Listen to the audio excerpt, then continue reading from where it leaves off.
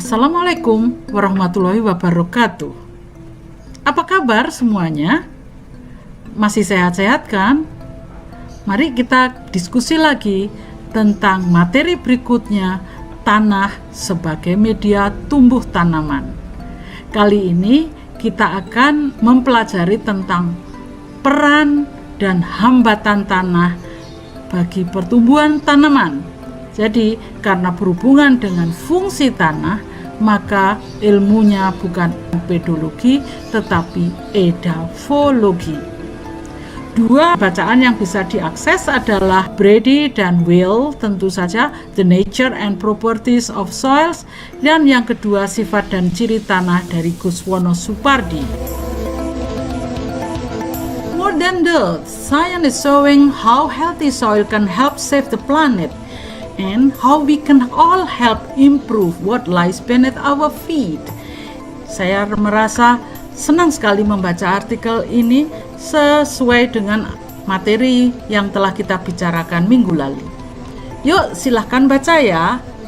Have fun.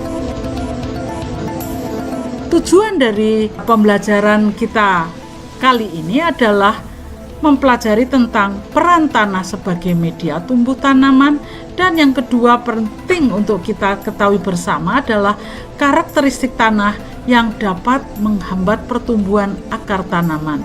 Sehingga ini penting kalian nanti kalau ingin memanage, ingin mengelola lahan, apa masalahnya dan mengapa tanaman tidak dapat tumbuh dengan baik. Sebelum kita lanjut dengan mempelajari lebih dalam apa yang ada dalam kajian minggu ini, yuk kita explore dulu pengetahuan kita dengan mencari beberapa atau 3 buah video pendek. Ya, silahkan tonton dan catat isi video dengan mengakses lewat link yang tertulis dalam tabel ini. Tulislah ringkasan dan informasi yang kalian peroleh, dan catatlah pertanyaan Anda yang mungkin muncul dari isi video tersebut. Tulisan ini silahkan kirimkan ke GC dari DIT setelah kuliah DIT minggu kedua ini. Ada 3 tentang Soil Support Agriculture, Soils Protect the Natural Environment, and Soils are Living. Have fun!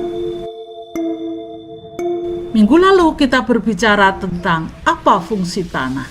Banyak fungsinya, namun kali ini kita berbicara tentang tanah sebagai media tumbuh tanaman. Pertanyaan saya, apakah tanaman tumbuh selalu butuh tanah? Coba perhatikan yang di sebelah kanan ini, foto di sebelah kanan ini. Bisakah kalian semua menjawab bahwa tanaman tidak selalu butuh tanah?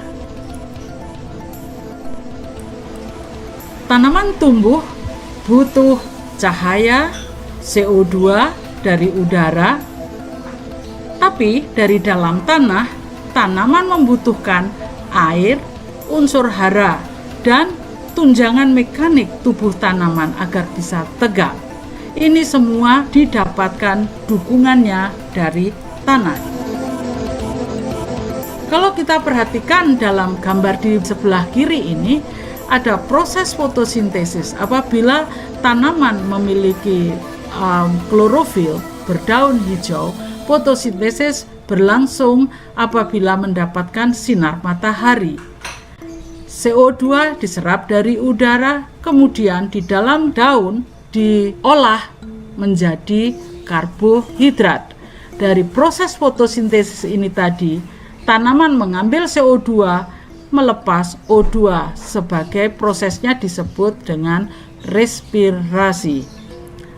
Nah, dari dalam tanah diperlukan air dan hara. Yang bertugas menyerap dalam tanah adalah akar tanaman. Akar tanaman mengirim ke bagian atas, sedangkan produk dari fotosintesis berupa karbohidrat dikirim ke seluruh tubuh tanaman. Jadi, organ tanaman yang berhubungan langsung dengan tanah untuk menyerap air dan hara adalah akar tanaman. Oleh karena itu, kalau kita ingin meningkatkan produksi tanaman, maka perhatikanlah faktor-faktor dalam tanah yang mempengaruhi terhadap pertumbuhan akar tanaman. Sebagai contoh di sebelah kanan sini adalah adanya tanah-tanah yang ideal bagi perkembangan akar tanaman adalah tanah yang gembur, yang tidak ada pemadatan. 50% air dan 50% udara. Nah, kalau kita perhatikan yang di sebelah kanan ini adalah tanah yang mengalami pemadatan, di mana sekitar 90% air, ya, kemudian 10% berisi udara. Jadi ini artinya terjadi penggenangan di dalam tanah. Nah, gambar yang di sebelah atas ini partikel tanah, ini tanah-tanah yang tergenang. Jadi pori-pori makro itu terisi oleh air tanah. Udara terdesak keluar. Apa akibatnya? Biasanya pada kondisi demikian akar tanaman membusuk, sehingga pertumbuhan tanaman juga terhambat dikarenakan suplai air dan hara dari dalam tanah juga berkurang. Jadi, kondisi yang dibutuhkan oleh akar tanaman adalah kondisi yang tidak padat, yang gembur, komposisi air dan udara itu berimbang, sedangkan kondisi yang padat ini tidak dibutuhkan atau tidak disukai oleh akar tanaman. Peran tanah bagi pertumbuhan tanaman itu dibagi menurut 3 kelompok berdasarkan kelompok fisika, kimia, dan biokimia. Dari kelompok fisika, peran tanah adalah sebagai media tempat tumbuh perakaran. Yang kedua, pengatur ketersediaan air, penyedia oksigen, dan penyedia unsur hara. Untuk kimianya sebagai penyangga, itu yang terpenting, atau soil buffer. Bila tiba-tiba ada perubahan yang kurang menguntungkan, misalnya perubahan temperatur akibat pembakaran dan perubahan pH akibat pemupukan atau adanya intrusi air laut, ini ada peran tanah yang bisa membantu tanaman untuk bertahan. Sedangkan peran yang terakhir dari tanah dari segi biokimia adalah sebagai filter bila ada kontaminan, sehingga tanaman dan kehidupan organisme di sekelilingnya masih terus dapat bertahan. Kondisi tanah yang optimal bagi tanaman itu adalah tanah yang mempunyai komponen udara 25% dan air 25% per volume, mineral 45% dan bahan organik 5%. Tanah-tanah yang demikian memiliki warna gelap, gembur, dan lembab. Kondisi air dan udara tanah selalu dinamis, tergantung dari kondisi apa yang ada di lapangan, terutama berkaitan dengan ketersediaan air. Apabila air tanah itu agak basah atau terlalu basah dengan pH antara 0 sampai 2,5, maka udara di dalam tanah tinggal sedikit karena pori-pori makro terisi oleh air sehingga udara banyak yang terdesak keluar. Dengan demikian, biota tidak bisa masuk ke dalam tanah, kebanyakan berada di permukaan tanah saja, menunggu hingga ada peluang bisa masuk. Sebaliknya, pada tanah-tanah yang kering dengan pH antara 2,5 sampai dengan 4,7, kondisinya adalah pori makro kembali terisi oleh udara. Bahkan kalau sudah terlalu kering, lapisan air atau film air itu yang dinamakan film air, few milimeter di permukaan partikel tanah itu masih ada, tapi selebihnya adalah kosong sehingga biota bisa masuk ke dalam tanah dan terperangkap di dalam tanah. dan terus berkembang di dalam tanah. Keberadaan air dalam tanah dapat mengendalikan ruangan yang tersisa bagi udara. Kita perhatikan pada gambar sebelah kiri atas bahwa bahan organik berada di antara partikel pasir, partikel liat, dan di dalamnya ada air dan udara. Melalui udara tersebut terjadi penambahan O2 yang selalu diperlukan untuk kegiatan biologi. Pada waktu yang bersamaan, kegiatan biologi tadi terjadilah pelepasan CO2 dari tanah yang merupakan emisi CO2 ke udara. Oleh karena menambah emisi CO2 ke udara, maka konsentrasi CO2 yang dilepas tersebut tidak boleh berlebihan. Apakah aerasi tanah itu penting?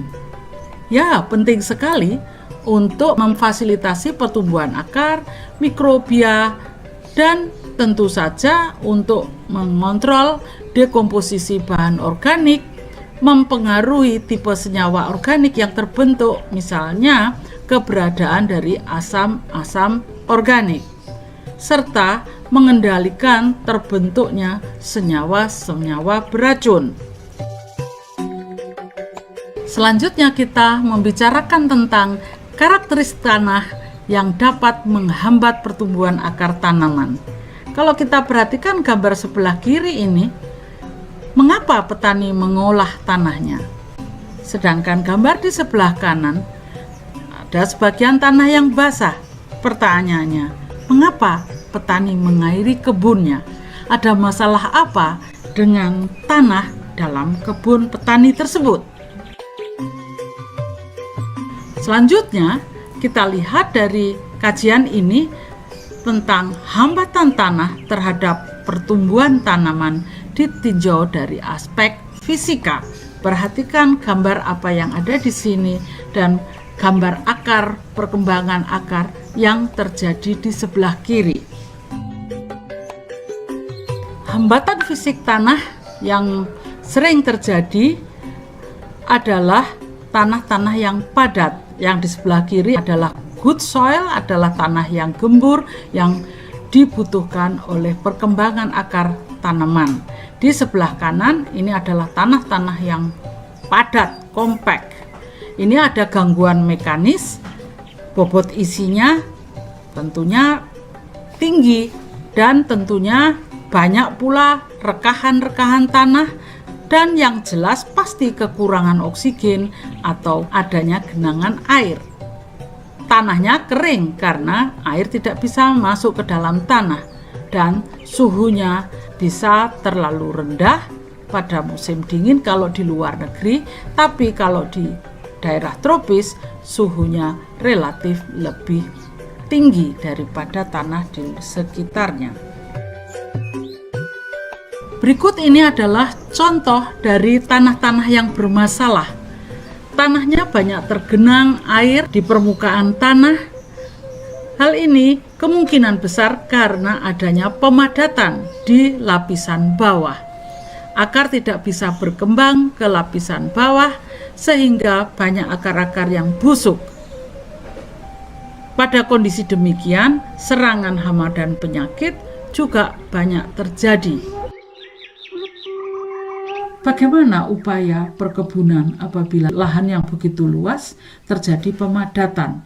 Mereka biasanya melakukan subsoiling, yaitu pengolahan tanah dalam. Kalian perhatikan di bagian bawah di sini terjadi warna abu-abu dan ada konkresi. Artinya di bagian bawah ada penggenangan kalau pada musim penghujan, dan bisa diperhatikan di sini ada mottling, ada concretion pada kedalaman 40-80 cm. Apa yang dilakukan berikutnya selain melakukan subsoiling adalah untuk mengurangi penggenangan air, dibuatlah saluran-saluran drainase. Nah, untuk memenuhi kebutuhan tanaman akan hara, dilakukan pemupukan dengan jalan di spray dengan menggunakan alat yang modern. Apakah subsoiling menguntungkan? Kita perhatikan dari dua grafik ini. Yang sebelah kiri ini adalah pada lapisan atas 0 sampai 40 cm, yang orange ini adalah yang miskin karbon, yang biru itu kaya karbon. Yang di bawah ini sumbu X-nya adalah 4 bulan, 6 bulan, 8 bulan setelah perlakuan, setelah disubsiling. Total porositas itu di sumbu Y-nya, perhatikan bahwa setelah pengolahan memang di lapisan atas terjadi peningkatan, ya, yang tidak ada bedanya antara yang kaya dengan yang miskin bahan organik sampai 6 bulan.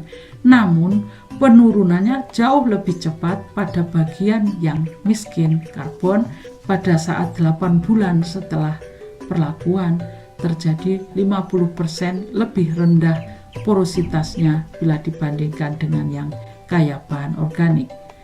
Di lain sisi, pada daerah-daerah yang lebih dalam, porositas sudah tidak bisa dipungkiri lagi, kelihatan sekali pada saat 6 bulan maupun 8 bulan. Peningkatan porositas itu lebih terjaga apabila tanah cukup banyak mengandung karbon. Jadi tanah-tanah yang rendah karbon organik tanah itu akan rentan terhadap pemadatan dan konsekuensinya akan lebih meningkatkan risiko terjadinya kekeringan. Kondisi air tanah mempengaruhi perkembangan akar tanaman. Tanah-tanah yang kering cenderung membentuk perakaran yang berkembang dalam ke berbagai lapisan untuk mencari air di berbagai lapisan tanah.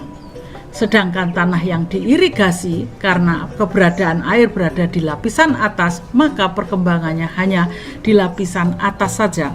Namun kalau kita perhatikan pada hubungan antara tajuk dan akar, kita perhatikan di sini tanah-tanah yang kekurangan air menunjukkan sistem perakaran yang lebar, besar, tetapi pertumbuhan di bagian atasnya dan produksi di bagian atas juga rendah. Sedangkan pada daerah-daerah yang basah, yang cukup air, seperti misalnya kalau kita pakai contoh yang ekstrim di sini adalah hidroponik, di mana kondisinya selalu tersedia air, di mana akar dari tanaman tidak perlu membentuk akar terlalu besar, tetapi memberikan produksi biomasa dan buah yang sangat besar bila dibandingkan dengan yang kondisi terbatas. Kondisi berikutnya yang membatasi pertumbuhan akar tanaman adalah adanya genangan air di lapisan bawah. Suasana reduksi di bagian bawah ini akibat aerasi buruk. Contohnya adalah pada ultisol. Pada kondisi demikian, tentu saja akar tanaman perkembangannya dangkal, sehingga pada musim kemarau tidak bisa bertahan dengan baik. Yang di sebelah kanan adalah dibatasi oleh adanya batuan kapur di bawahnya, sehingga perakaran tanaman hanya terbatas di lapisan atas saja. Akar pohon yang demikian ini membuat pohon mudah tumbang apabila ada angin kencang. Bab selanjutnya adalah peran tanah bagi pertumbuhan tanaman dari kajian aspek kimianya. Dan kalau kita perhatikan di sini, di daerah pertanian, daerah Pujon, daerah Malang sini saja, petani melakukan manajemen untuk mendapatkan produksi tanaman yang optimal. Warna putih di bedengan tanaman ini pupuk kandang yang nampaknya diberikan oleh petani. Mengapa petani memupuk kebunnya? Itu adalah pertanyaan yang kalian harus pikirkan. Mengapa kira-kira? Ada masalah apa di situ? Unsur hara dalam tanah berasal dari dua sumber. Yang pertama adalah dari matrik mineral seperti kalsium, magnesium, dan kation-kation lainnya, termasuk pula anion fosfat. Sementara bahan organik itu yang merupakan sumber dari unsur N, P, dan S. Kation-kation tadi berada terjerap di dalam permukaan jerapan tanah. Yang selanjutnya, unsur-unsur tadi harus terlepas dalam larutan tanah yang selanjutnya akan tersedia dan dimanfaatkan oleh akar tanaman. Hara yang tersedia bagi tanaman adalah ion-ion hara yang terlarut dalam larutan tanah. Kita perhatikan yang di sebelah kanan ini, ya, ada bahan organik, ada bakteri, ada debu liat, pasir, ada hifa jamur, ada pori makro dan pori mikro tanah. Larutan tanah menjadi tidak kontinu dan tidak mudah bergerak di dalam tanah. Jumlah dan susunan kimia serta sifat-sifat larutan tanah selalu berubah-ubah. Selanjutnya, bila terjadi penguapan, maka kepekatan garam larutan tanah menjadi meningkat. Kadar garam di daerah kering akan lebih tinggi daripada di daerah basah karena tingginya penguapan tersebut. Misalnya saja apabila ada kadar 0,5% garam, itu sama dengan 10 ton garam di lapisan olah per hektar. Hal tersebut sudah berbahaya bagi tanaman. Jadi, guna mengurangi penguapan yang berlebihan, upaya penutupan permukaan tanah, entah itu dengan mempertahankan mulsa ataupun dengan tumbuhan bawah, ini telah membantu mengurangi penguapan dan peningkatan garam-garam yang berbahaya bagi kehidupan di atasnya. Mari kita sekarang perhatikan tentang unsur hara esensial dan unsur hara fungsional. Apa itu pula? Unsur hara esensial adalah unsur hara yang dibutuhkan oleh tanaman. Kalau unsur hara fungsional adalah unsur yang berfungsi dalam tanaman walaupun peranannya tidak jelas. Unsur hara esensial itu ada CHO, NPK, Ca, Mg, S, B, Cl, Cu, Fe, Mn, Mo, dan Zn. Ini ada dari Bapak Widianto yang dulu membuat jembatan keledai. Untuk mengingat-ingatnya adalah Puco dan Pak Cahyo hari Minggu shopping dengan Bu Clara yang cukup feminin, molek, dan sensual. Nah, kalau sudah ingat kata itu tadi, kalimat itu tadi, maka cobalah menjabarkan menjadi 26 unsur hara esensial. Contoh unsur hara fungsional yang kurang jelas misalnya adalah MO yang bisa digantikan oleh valium di Azotobacter. Apa fungsi dari valium di sini? Kurang jelas. Ini hanya fungsional saja. Cl misalnya digantikan oleh bromium pada konsentrasi yang tinggi. Apa fungsi dari bromium? Tidak jelas. Na termasuk unsur tidak esensial, tetapi bisa meningkatkan produksi bit gula, seledri, dan lobak. Si misalnya bukan termasuk di dalam unsur hara esensial, tapi dibutuhkan oleh tanaman dari Gramineae. Di sini ada unsur hara makro dan unsur hara mikro. Dan ada hara yang menguntungkan seperti yang sudah saya sebutkan tadi adalah unsur hara yang fungsional. Itu ada kobalt, Na, Si, F, Br, Sr, Sc, Wa, dan J, jodium. 94-90,5% dari total berat segar tanaman adalah mengandung CHO yang diambil dari udara, dan hanya 0,5-6% hara dalam jaringan tanaman tersebut berasal atau diserap dari tanah. Kecil proporsinya, tapi perannya sangat penting bagi pertumbuhan tanaman. Itu unsur-unsur pupuk, misalnya N, P, K, dan termasuk S. Selanjutnya kita sekarang akan mendiskusikan tentang karakteristik serapan hara oleh tanaman.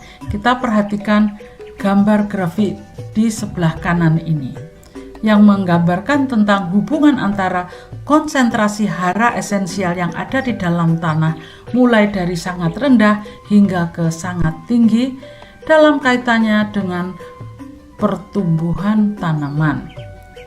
Ternyata dari gambar ini, pertumbuhan tanaman ini tadi dibagi menjadi 3 kelompok.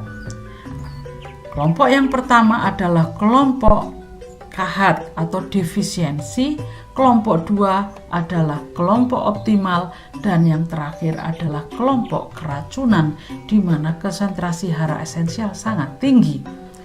Pada bagian yang optimal, yang di bagian tengah, ini biasanya produksi yang diperoleh adalah 90% dari produksi maksimum. Jadi bukan 100% maksimum, tapi 90% produksi maksimum. Pertumbuhan tanaman yang berada dalam zona kahat atau defisiensi menunjukkan gejala yang bermacam-macam, tergantung dari jenis tanamannya dan jenis haranya. Kita perhatikan yang di sebelah kiri ini adalah Guide to Nutrient Deficiency Symptoms pada tanaman jagung. Yang ungu ini adalah karena kekurangan fosforus. Yang paling ujung ini karena kekurangan atau nitrogen atau apa, itu bermacam-macam tergantung dari jenis tanamannya. Gejala kekurangan, ini tadi gejala kekurangan. Selanjutnya di sebelah kanan adalah gejala keracunan. Sebagai contoh, pada daun tanaman yang sudut bawah itu adalah karena keracunan nitrogen. Ya, jadi beda. Dan kita harus mengenali dengan benar tentang gejala-gejala defisiensi atau keracunan ataupun karena adanya gangguan virus atau hama. Berkaitan dengan gejala keracunan aluminium, tanaman menunjukkan gejala pertama kalinya kebanyakan bukan di bagian atasnya tetapi di bagian akarnya. Keracunan aluminium ini pada contoh ini adalah Mucuna pruriens utilis, di mana akar yang sebelah kanan menunjukkan adanya keracunan aluminium, percabangannya sedikit, biomasanya lebih rendah, dan yang paling mencolok adalah kerusakan dari ujung-ujung akar. Sehingga jumlah serapan air dan hara oleh akar juga tidak bisa optimal. Sedangkan akar yang di sebelah kiri ini adalah akar yang normal tanpa adanya perlakuan aluminium. Akar lebih biomasanya lebih tinggi dan kelihatan lebih sehat. Dalam kaitannya dengan manajemen lahan, untuk mendapatkan produksi yang optimum, kita perlu mengetahui prinsip faktor pembatas atau the law of the minimum dari Liebig. Liebig menggambarkan potensi produksi dari tanaman dan produksi yang akan dicapai dalam suatu bentuk bejana. Bejana kayu ini tadi dari Liebig menggambarkan tentang pertumbuhan tanaman itu ditentukan oleh sumber daya yang terendah atau yang menjadi faktor pembatasnya. Kita perhatikan dari gambar ini bahwa yang terendah adalah ketersediaan nitrogen. Jadi di dalam mendapatkan produksi yang optimal, ini harus mendapatkan perhatian yang paling atas, bukan memperhatikan pada potasium misalnya, atau pada air misalnya. Jadi kita perhatikan dari pembatas utamanya. Kekurangan satu unsur hara tidak dapat dikompensasikan dengan surplus unsur hara lainnya. Keseimbangan antara unsur hara sangat penting untuk memastikan tercapainya hasil yang sesuai dengan potensi genetik tanaman. Tibalah kita membicarakan tentang bab berikutnya, peran tanah bagi pertumbuhan tanaman dari aspek biologi, di mana pada aspek biologi ini keterlibatan dari organisme tanah baik makro maupun mikro sangat penting. Namun saya tidak akan membicarakannya saat ini karena waktu yang belum memungkinkan, sehingga nanti akan ada bab khusus membicarakan tentang biota tanah. Berbicara tentang siklus unsur hara di lahan pertanian dipisahkan menjadi 3 pool, yaitu yang tersimpan di dalam bagian hidup tanaman. Di bagian hijau di tengah itu sebagian dari tanaman akan mengalami kematian dan masuk menjadi bahan organik atau seresah.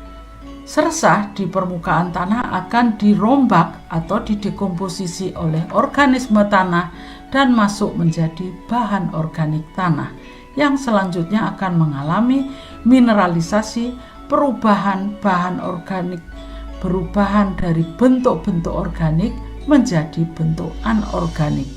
Bentuk anorganik ini merupakan bentuk yang tersedia bagi tanaman, ada yang mengalami kehilangan terangkut oleh air perkulasi atau bisa juga sebagai leaching atau bisa juga karena erosi.